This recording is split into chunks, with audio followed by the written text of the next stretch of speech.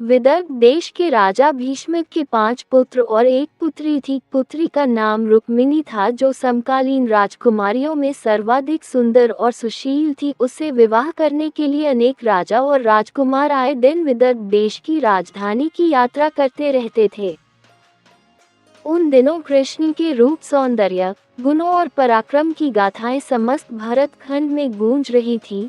राजकुमारी रुक्मिणी अपनी किशोरावस्था से ही कृष्ण के संबंध में सुनती चली आई थी, इसलिए उसके मन में कृष्ण के लिए एक विशिष्ट स्थान बन गया था। फिर जब वह युवती बन गई तो उसने अनुभव किया कि तीनों लोक में कृष्ण से श्रेष्ठ वर उसके लिए कोई नहीं हो सकता, इसलिए उसने मन ही मन कृष्ण को अपना पति मान लिया। रुक्मिणी के पिता और माता भी चाहते थे कि उनकी पुत्री का विवाह कृष्ण के साथ हो, लेकिन रुक्मिणी के बड़े भाई रुक्मी की मित्रता शिशुपाल और जरासंध जैसे उन राजाओं के साथ थी जो कृष्ण को अपना सबसे बड़ा शत्रु मानते थे। उन राजाओं को कृष्ण के हाथों कई बार पराजय का सामना करना पड़ा था, फिर भी उनकी शत्रुता की आग बुझ नहीं पाई थी। जब रुक्मी को ये पता चला कि उसकी बहन कृष्ण के साथ विवाह करना चाहती है और उसके माता पिता भी इससे सहमत हैं, तो उसने एक दिन राजसभा में घोषणा कर दी कि उसकी बहन रुक्मिणी का विवाह चेदी देश के राजा शिशुपाल के साथ होगा। इस घोषणा के साथ ही उसने अपने पिता भीष्मक को धमकी दे डाली कि अगर उन्होंने उसकी घोषणा का विरोध किया तो वह उन्हें राज सिंहासन से हटाकर राज्य पर अधिकार कर लेगा और फिर जबरदस्ती रुक्मिणी का विवाह शिशुपाल के साथ कर देगा।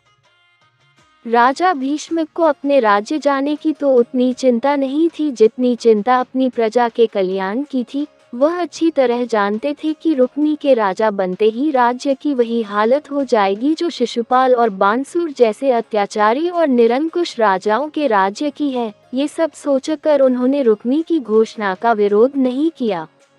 रुक्मी ने उसी समय कुल पुरोहित से विवाह की तिथि निश्चित कराई और शिशुपाल के पास संदेश भिजवा दिया कि वह अपने मित्र राजाओं को बारात में लेकर आए और राजकुमारी रुक्मिणी को विवाह कर ले जाए।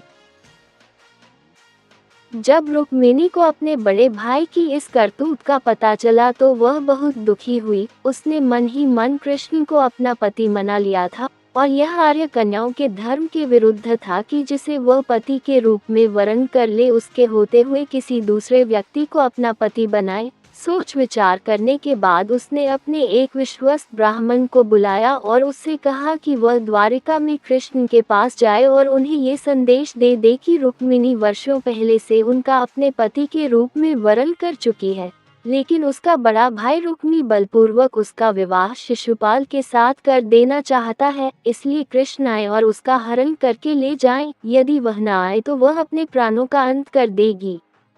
रुक्मिणी का संदेश लेकर ब्राह्मण उसी समय द्वारिका की ओर चल दिया और कुछ दिनों बाद द्वारिका में पहुंच गया। जब कृष्ण को उस ब्राह्मण द्वारा रुक्मिणी का संदेश मिला तो कृष्ण ने उसे वचन दे दिया कि भले ही शिशुपाल, जरासंध आदि राजाओं की विशाल सेनाओं से उन्हें भीषण युद्ध क्यों न करना पड़े, वह उसे उन सबके बीच से उठा लाएंगे। कृष्ण ने उसी समय अपने सारथी को रथ तैयार करने की आज्ञा दी और ब्राह्मण को साथ लेकर कुंदनपुर की ओर चल पड़े। कृष्ण के जाते ही बलराम को उनके कुंदनपुर जाने की सूचना मिल गई। उन्होंने यादवों की सेना की एक शक्तिशाली टुकड़ी को अपने साथ चलने का आदेश दिया और द्वारिका से इतनी तेजी से प्रस्थान किया कि वह भी सेना सहित कृष्ण के पीछे पीछे ही कुंदनपुर पहुंच गए।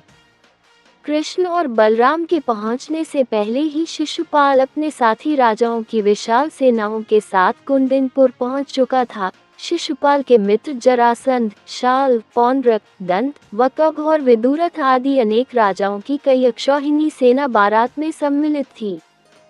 विवाह के दिन सुबह ही परंपरा के अनुसार रुक्मिणी अपनी सहेलियों तथा अन्य महिलाओं के साथ गौरी पूजन के लिए नगर से बाहर बनाए गए मंदिर में पूजा करने गई। रुक्मिणी के संदेश वाहक ब्राह्मण द्वारा कृष्ण को इस बात का पता चल चुका था, इसलिए वह रथ लेकर मंदिर के पीछे पहुंच गए। पूजा करने के बाद रुक्मिणी जैसे ही मंदिर से निकली, कृष्ण ने उन्हें उठाकर अपने रथ में बैठा लिया। रुक्मिणी के साथ आए सैनिक देखते ही रह गए। जब शिशुपाल और उसके साथी राजाओं को रुक्मिणी हरण का समाचार मिला तो वे अपनी अपनी विशाल सेना लेकर कृष्ण को पकड़ने के लिए चल दिए। रुक्मिणी का बड़ा भाई रुक्मी भी अपने चारों भाइयों और अपनी सेना के साथ कृष्ण के पीछे पीछे चल दिया। नगर से कुछ दूर निकलते ही यादवों की सेना दिखाई देने लगी। अपने पीछे आती हुई सेनाओं को देखते ही बलराम ने अपनी सेना को आदेश दिया कि आक्रमणकारी सेनाओं को खदेड़ कर भगा दो। यादव सेना के सैनिकों ने पलटकर आक्रमणकारी सेनाओं की भीषण बाण वर्षा का उत्तर देना आरंभ कर दिया। देखते ही देखते भीषण संग्राम होने लगा। यदुवंशियों की थोड़ी सी सेना ने शिशुपाल, जरासंध और उनके साथी राजाओं की विशाल सेनाओं पर इतनी भयंकर बाण वर्षा की कि वे सिर पर पांव रखकर भागने लगी। अपनी सेनाओं का संहार होते और उन्हें भागते देख शिशुपाल और उसके साथी राजा भी अपने प्राण बचाकर भाग गए। शिशुपाल और उसके साथी राजाओं की सेनाओं को पीठ दिखाकर भागते देख रुक्मी के क्रोध की कोई सीमा न रही। वह अकेला ही कृष्ण का पीछा करने लगा।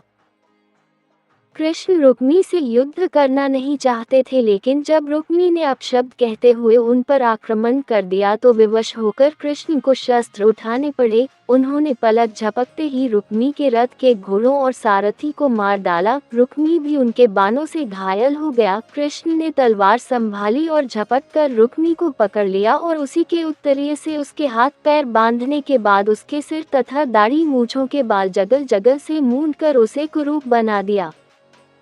रुक्मी ये प्रतिज्ञा करके कृष्ण से युद्ध करने चला था कि अगर वह अपनी बहन रुक्मिणी को कृष्ण के हाथों से छुड़ाकर नहीं लाया तो कुंदनपुर में नहीं लौटेगा। बलराम के कहने पर जब कृष्ण ने उसे छोड़ दिया तो वह अपने बचे खुचे सैनिकों को लेकर एक निर्जन प्रदेश में चला गया और वहीं नया नगर बसाकर रहने लगा। कृष्ण रुक्मिणी को लेकर विजयी यादव सेना के साथ द्वारिकापुरी लौट आए, जहां विधिपूर्वक उनका विवाह रुक्मिणी के साथ कर दिया गया।